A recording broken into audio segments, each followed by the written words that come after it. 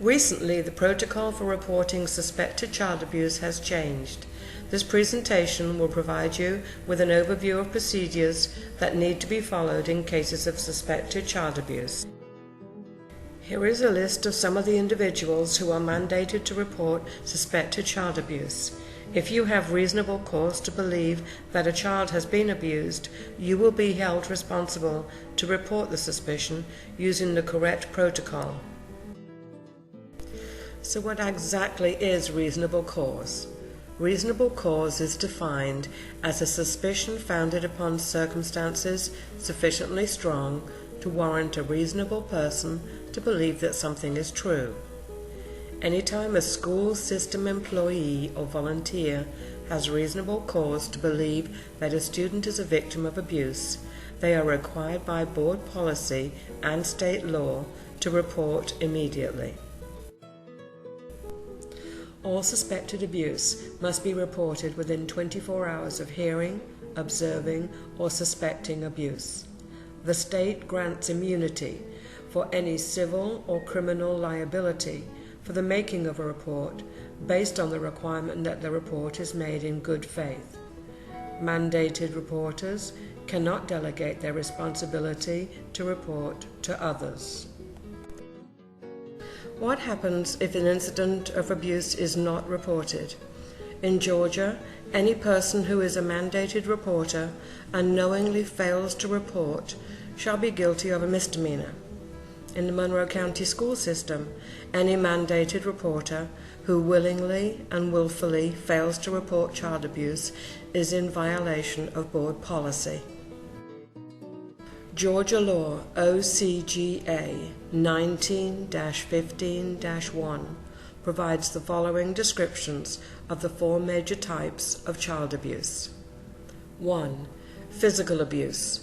Examples include, but are not limited to, injury or death inflicted upon a child by a parent or caregiver thereof by other than accidental means. 2. Neglect or maltreatment. Examples include, but are not limited to, emotional abuse, often left home alone, in the neighborhood for long periods without supervision, frequently hungry, inadequately dressed for winter, absent from school frequently, not receiving medical attention for minor. For example, providing medical attention for minor during pregnancy and at the time of birth for both mother and child. 3. Sexual abuse. Examples include, but are not limited to, employing, using, persuading, inducing, enticing, or coercing any minor who is not that person's spouse in any act that involves sexual intercourse, bestiality, masturbation, lewd exhibition of genitals, physical contact in an act or apparent sexual stimulation or gratification, defecation or urination for the purpose of sexual stimulation, or penetration of the vagina or rectum by any object except when done as part of a recognized medical procedure. 4. Sexual exploitation.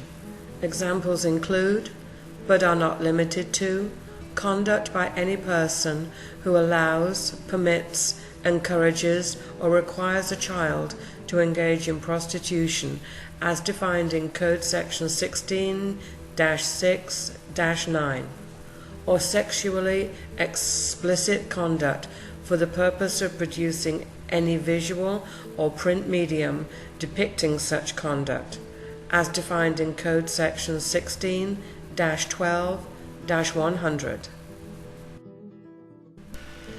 Examples of inappropriate employee-to-student interactions that can lead to an allegation of abuse, criminal charges, termination of employment, and or certification revocation include but are not limited to yelling, screaming, cursing, name-calling, pushing, grabbing body parts, pulling chairs out from under student, kicking, tripping, allowing or encouraging students to fight, public humiliation, showing inappropriate video and print material, leading students down a hall in a physically inappropriate and forceful manner, looking up girls' skirts, flirting, writing graphic sexual notes or emails, inappropriate touching, any type of sexual relation or sexual interaction with students,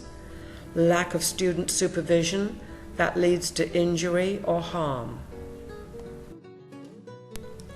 Let's now review the Child Abuse Reporting Protocol for the Monroe County School System. Mandated reporters, including volunteers who hear, observe, or suspect abuse, must immediately report the abuse. All reports of child abuse must be made within 24 hours of knowledge of the abuse. Any mandated reporter who needs to report child abuse needs to complete the child abuse reporting form within 24 hours of suspecting abuse.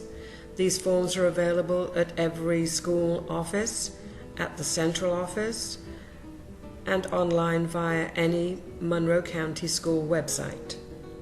After completing the form as thoroughly as possible, noting any visible marks or bruises, the form should be submitted to the school counselor or to a member of the administrative team if the counselor is not available. Remember to call 911 if a student requires immediate medical attention. Here is a list of all the school counselors along with their telephone numbers.